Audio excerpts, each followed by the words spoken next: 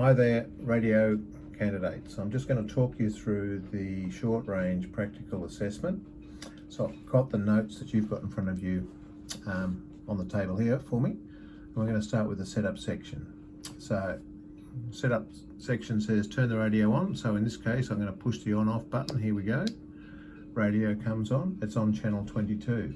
Set the radio to channel 16.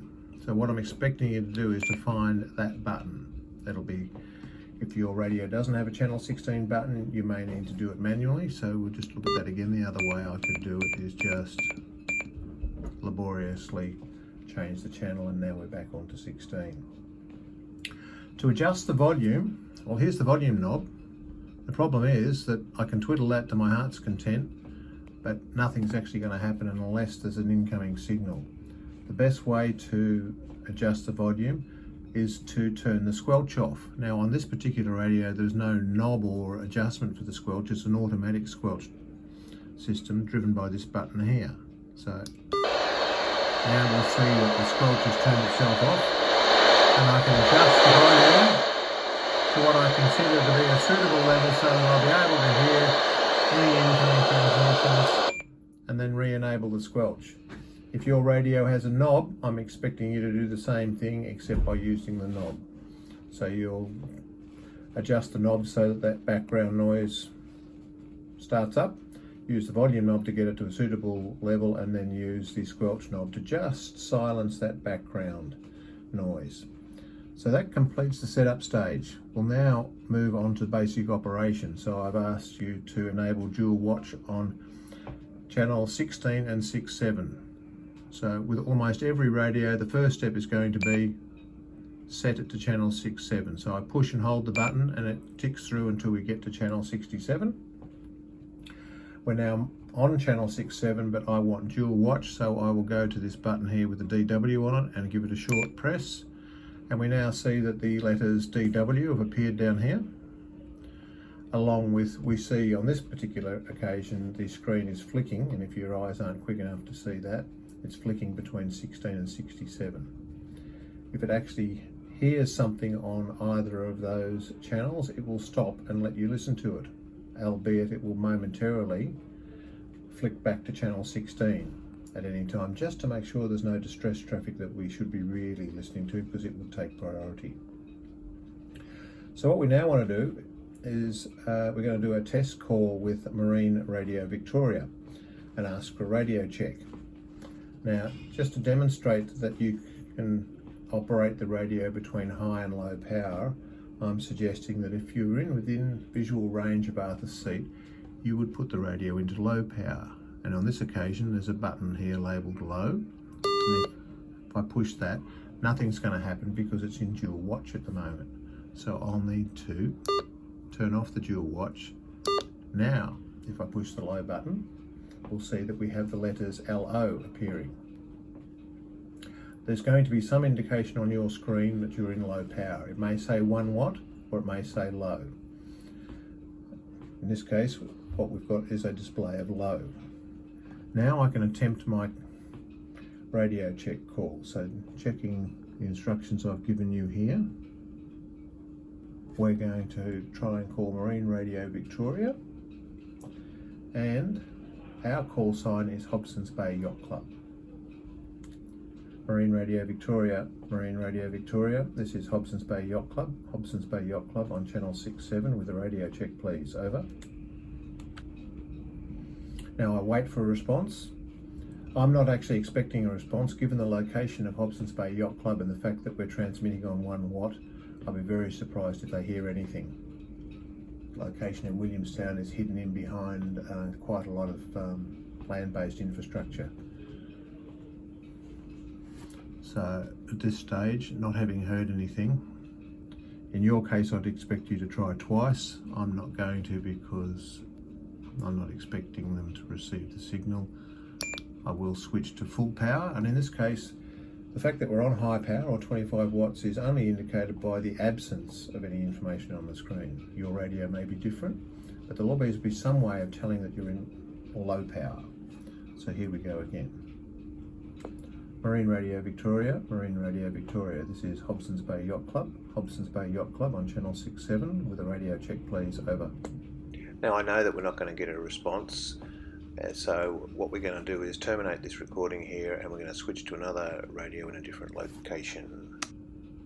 So just to keep things interesting, I've switched to a new radio, or a different radio, and we're just going to have a quick look at the difference in the controls. So in this case, to power it on, I need to turn the volume knob. There's a click, the screen comes on. To adjust the volume, this time I've got a squelch knob to squeal. So I use the squelch knob to create the background noise, or to enable the background noise, so I can adjust the volume and then silence again. We see that it's set on channel 67, so I've got a channel 16 button to push, so back to channel 16 we go. And now to get it to channel 67 dual watch, it's relatively simple. You'll see I'm using the up and down arrow buttons on the microphone. On this particular radio, they're set to only scroll through the tagged channels. You'll see the word tag there appearing on the screen. That's something I've done before I started this demonstration. So I went through and tagged the channels that I would commonly use, such as 67. 69 is the race control channel for my yacht club. 72 is a common ship-to-ship working channel. 73 is a ship-to-shore working channel.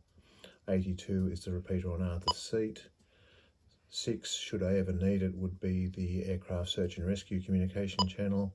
12 is the Melbourne Port Control channel. And 13 is ship-to-ship safety information, and back to 16. So back to where we were, we'll go to channel 67, and to enable dual watch on this radio, it's a little bit of a mystery. You have to read the manual, but there's no dual watch button per se. You have to read the manual, and you'll find that if you push and hold this button, it will go into dual watch. And the way we can tell that from this particular radio is that it's got the DW flashing there in the bottom of the display, and channel 16 is appearing in the bottom right hand corner. So the last radio we're looking at, it was flicking backwards and forwards between 67 and 16. This one's got a different way of displaying that. So now it's time to attempt our call to Marine Radio Victoria. So the first thing we're going to do is set the radio to low power. So if I push the low power button on my microphone this time, and you'll see it appears there in the screen, it says low. Unlike the last radio that we're looking at, we had to cancel the dual watch first. On this one, it'll allow us to switch backwards and forwards between low power without doing that. And similarly, I'm expecting that you'll notice the TX appears at the top of the screen there. Just a brief push on my transmit button and it's cancelled the dual watch and left it cancelled. So I'm now on low power on channel 67 and I can attempt my call. Here we go. Marine Radio Victoria, Marine Radio Victoria. This is Sail Escapade, Alpha X-ray Alpha 307 on channel 67 with a radio check please, over. And then we wait for a response. Depending on what else is going on at the Marine Radio Victoria will depend on how long you need to wait for a response. If they do hear you and they've got something on, what you'll normally hear is, in this case it would be Sail Escapade, Marine Radio Victoria, stand by please. And that would be it. And all you've got to do is sit there and wait, and they will eventually come back to you. They won't forget you. It just means they've got something else on. And that's the nature of prioritising marine radio calls. So I'm not expecting a response given the distance I am from Arthur's Seat and the location I'm in. So we'll now Switch to high power and see if that makes a difference. So we'll give them another try. Marine Radio Victoria, Marine Radio Victoria. This is Sail Escapade, Alpha X-ray Alpha 307 on channel 67 with a radio check please, over. Sail Escapade, Alpha X-ray Alpha 307, Sail Escapade, Alpha X-ray Alpha 307. This is Marine Radio Victoria, Marine Radio Victoria. I copy you loud and clear, 5x5, howl me over. Marine Radio Victoria, this is Sail Escapade. I have you also 5x5, loud and clear today. Much better than yesterday, thank you. Over. Sail Escapade Alpha X-Ray Alpha 307, this is Marine Radio Victoria. A copy, resuming listening watch on channels 16 and 67. Marine Radio Victoria, Sail Escapade, thank you. Sail Escapade out.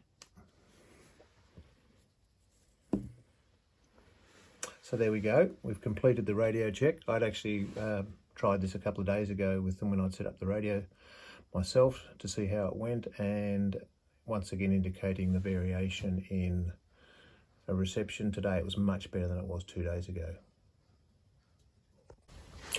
Now we move on to the distress simulation, and I emphasise the word simulation. So the first step before we do anything else is to turn the radio off. We don't want any mistaken or inadvertent distress messages to be transmitted. So I have picked the distress situation from the list of available options, which is the rock crusher has struck a reef at 15 knots. Part of this test is for you to pick a scenario that is actually a distress rather than an urgency or safety, i.e. a pan or securite. So in this case it's in the list of attached scenarios, it's the one labelled Team 21 Rock Crusher. So the first thing I'm going to do is to lift the little red flap, and I'll do that by demonstrating what's underneath. So I lift the little red flap, and it's not a red button, it's just a plain button, and we'll just keep that lifted for the time being while I read from the instruction book. Transmitting a distress call. While opening the key cover, push distress, which is the button, for 5 seconds to transmit the call. So here we go. Push and hold for 5 seconds. Emergency channel is automatically selected and the distress call is transmitted. And to give you an indication, I'll just hold the section of the book that shows what the screen should look like in this case. That will be different for your radio. And it further notes in here the distress call is automatically transmitted about every 4 minutes, as we have discussed in the training sessions. So having transmitted my DSC distress signal, I now will switch to channel 16. So I would push the 16 button to select channel 16, pick up the microphone, press the push to talk button as such, and recite the following call. Mayday, mayday, mayday. This is Rock Crusher, Rock Crusher, Rock Crusher. Victor Kilo Lima 133. Mayday, Rock Crusher, Victor Kilo Lima 133. Position north of Seal Island, 38 degrees, 54 minutes south, 146 degrees, 39 minutes east. We have struck a reef, lost our rudder, propulsion, and the boat is breaking up. Expected time of float, 10 to 15 minutes. We have 3 persons on board. We are a white rock bar crusher fishing vessel with twin outboards. Over. You'll note that not all that information is in the scenario, but just to give you an idea of what you might include in the Mayday call, I've added a few embellishments there, basically to give them an idea of what you're looking for. So that completes our scenario. What of course we'd be doing at this stage if there was a real distress situation is we'd be waiting for a response. If we didn't receive a response in 1 to 2 minutes, we would check to make sure that we had the radio on full power and then transmit our distress call again. In the meantime, our DSC distress signal will still be repeating itself every 4 minutes anyway.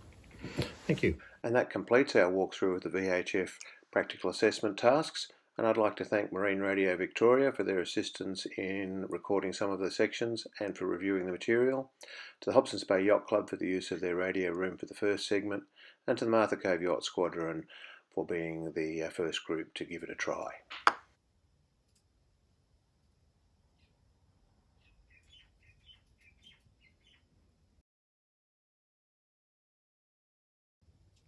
For those of you that like to hang around a little bit longer, the next section is just going to cover how the dual watch and scan functions work in a little more detail. Not required knowledge, but could be useful if you're interested. So I've taken the opportunity here to set the radio on to scan, and it's scanning all those channels I've tagged. And I've picked this particular time because I know that down at Williamstown, Hobsons Bay Yacht Club is starting their 5, 4, 3, 2, 1. And what you can hear there is the race officer on the start boat at Hobsons Bay Yacht Club counting down to the, in that case, the raising of the P flag. Now, to give you a better idea of what's going on here, I've slowed the play rate down on the video to 1/10 of its speed. So the section you're watching at the moment while I'm talking was originally 6 seconds worth of video, and it now takes over a minute to play through. And what you'll see is the radio is scanning through the channels that I listed out earlier on, and they're the ones that I've tagged. So that's channel 6, channel 12, channel 13, channel 16, channel 67, 69, 72, 73 and 82. And I've had a couple of cracks at trying to read them out as fast as they're being displayed, and I just can't do it. So you're getting them at a nice, slow, even pace. What I haven't shown you how to do is how to tag and untag a channel. And that's because it'll be different on every radio. This particular radio uses the scan button, but instead of just pushing the scan button briefly, you push and hold the scan button for 1 second on the channel that you wish to either tag or untag, and that'll do the job for you.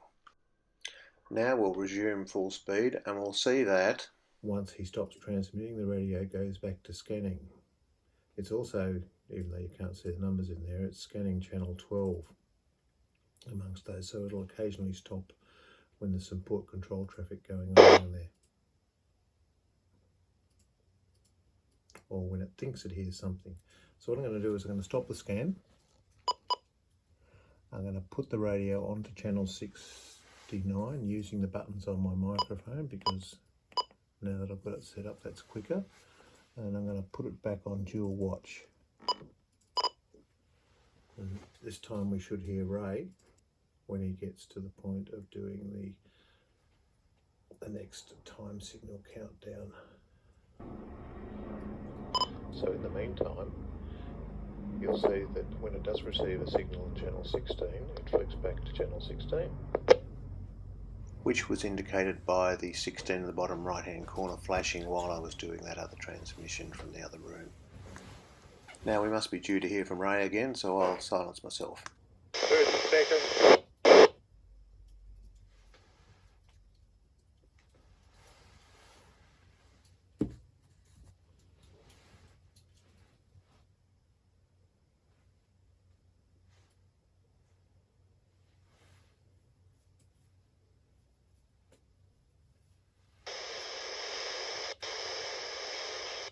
Five, 4, 1. So we're not getting all of the signal there, and that's once again due to the location in Williamstown, where they're a bit lower down, and my location here in Glenroy. So I hope that's given you a better idea of how the scan and dual watch functions work, being able to see them in action there. That's all from me from now, and I'll talk to you next time we have an interesting topic to cover. Bye bye for now.